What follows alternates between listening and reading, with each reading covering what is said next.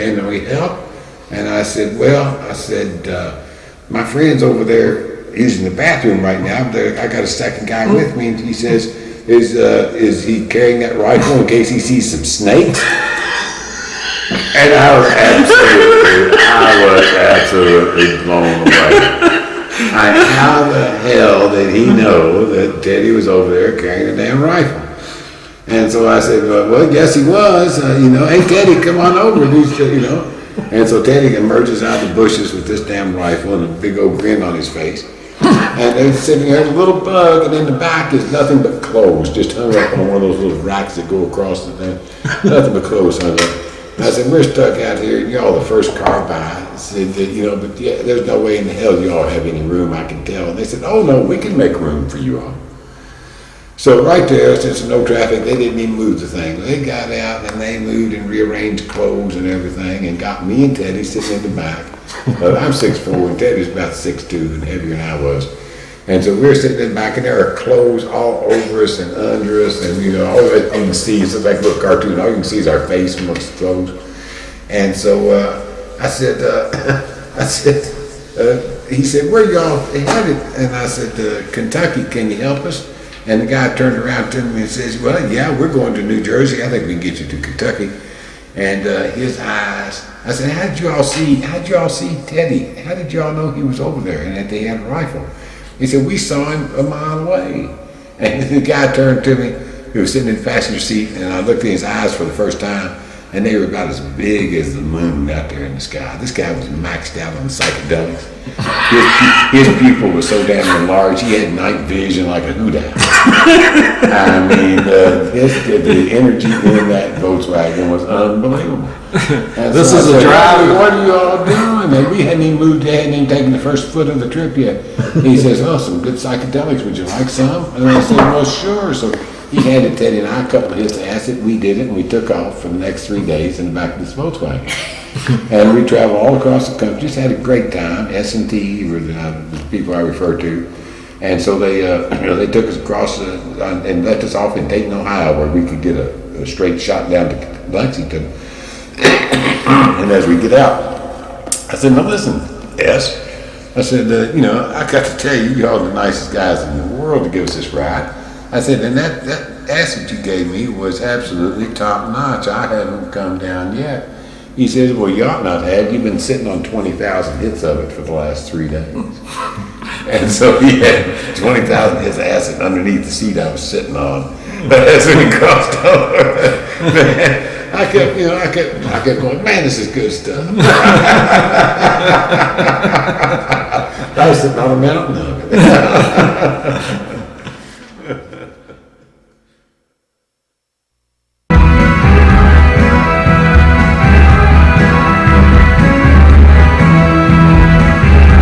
So happy we are alive, we together can survive.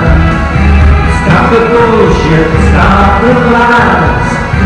Now's the time to legalize. Tell me brother, tell me true.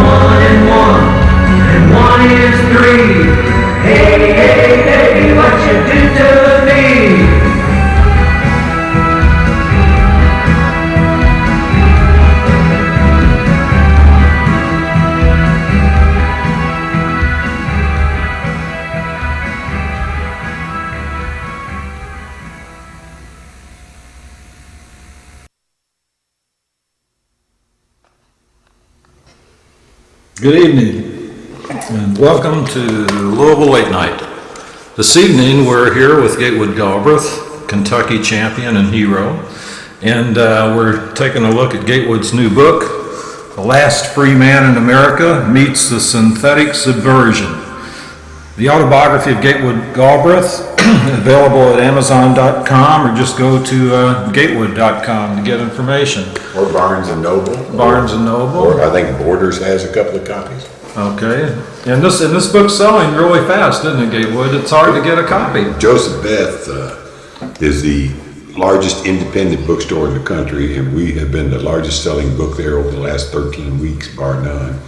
We were number one for 8 of those weeks, or 9 of those weeks, and number 2 or 3 the other weeks, because the other week we ran out of books.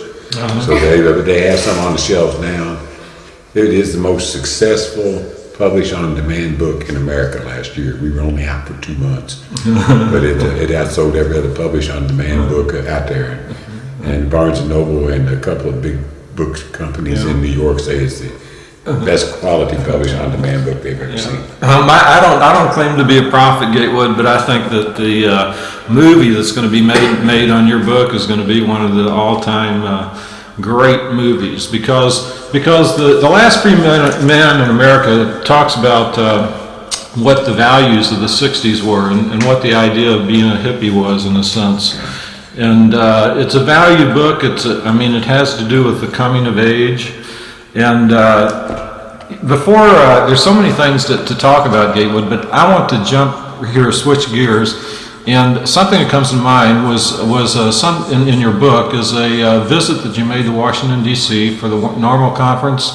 And it was when you first met Jack Herer, Yes. who's a friend of mine also, and a champion of the movement. And anyway, and you and Jack Herer somehow ended up going to a restaurant, a real like high-end restaurant kind of thing. Do you mind telling us? No, I don't mind telling that story. My new wife and I went to a Normal conference in December in Washington, D.C. in 1979, I reckon. Excuse me. And